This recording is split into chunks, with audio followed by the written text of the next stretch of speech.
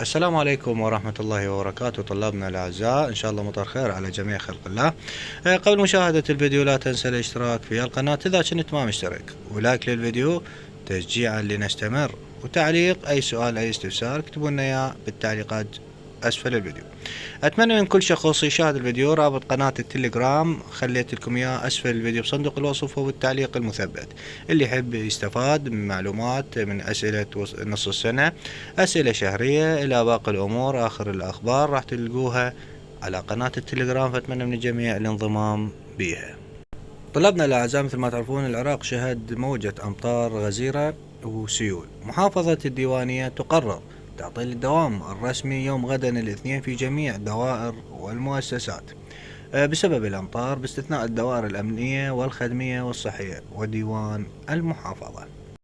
كما نشرنا في وقت سابق عن تعطيل الدوام ليوم الاثنين لإخواننا في الطائفة المسيحية، وأي محافظة راح تنزل عن تعطيل الدوام بشكل رسمي أكيد راح ننزله لكم على قناة التليجرام. فاللي أتمنى أنه تشتركون بقناة التليجرام اللي موجود رابطها أسفل الفيديو في صندوق الوصف وفي التعليق المثبت، ودمتم سالمين.